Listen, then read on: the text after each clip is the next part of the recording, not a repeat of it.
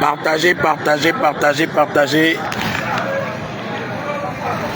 Une information doit passer à tous les combattants qui seront à Paris le 31 mai. Passez l'information, passez l'information. Ils ont bloqué mon passeport. J'étais encore aujourd'hui, depuis pratiquement 2 semaines, jour pour jour, je suis en train de leur réclamer mon passeport.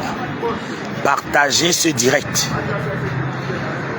Partagez ce direct, que ça arrive partout dans le monde. Et puis vous pouvez mettre également sur YouTube. Un pays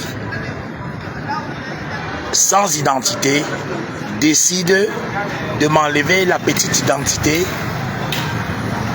que j'ai pu mettre à la disposition de la documentation qui m'accompagne dans ma mobilité. Et vous savez que je suis mobile.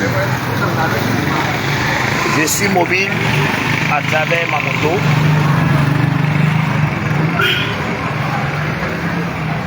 Je suis mobile à travers mes idées.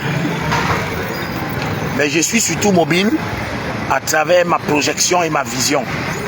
Pour ne pas dire ma spiritualité. Partagez le direct. Une unité d'élite au Cameroun, la direction de la surveillance du territoire, du côté de Bonanjo, a entendu mon père, Dieudonné Ndonfak, au motif que mon père serait à l'origine des idées de décolonisation que j'ai introduites et que j'ai appliquées dans le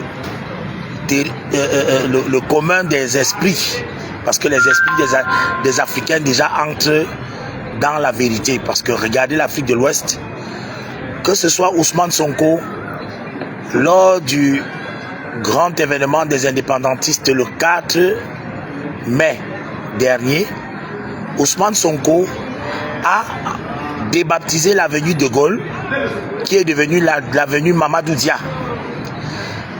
La DST dit que c'est à cause de moi.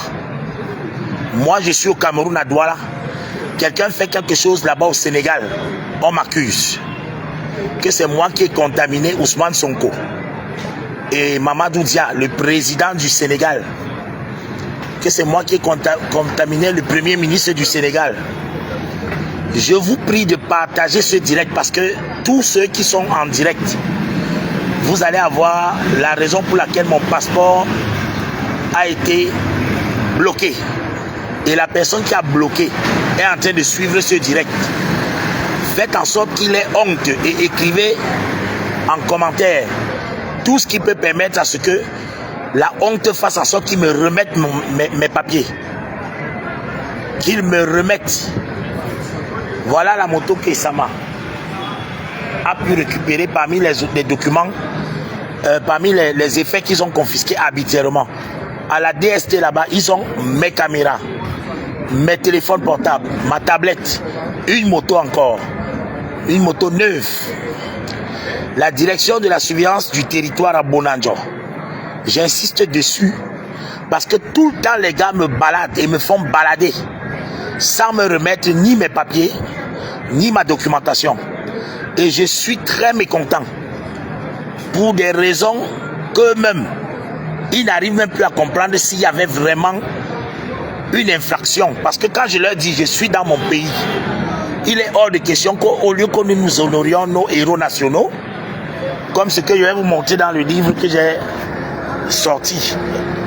Mon livre est intitulé Résistance.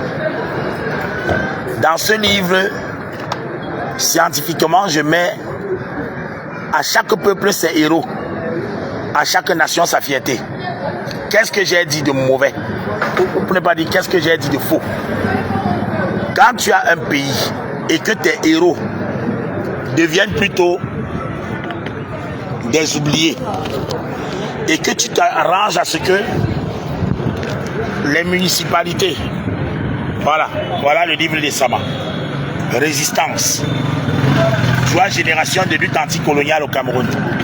Et dans ce livre, vous pouvez bien sûr constater, et ça m'a fait allusion à tous ces héros, ces pères d'indépendance, qui depuis très longtemps avaient été oubliés.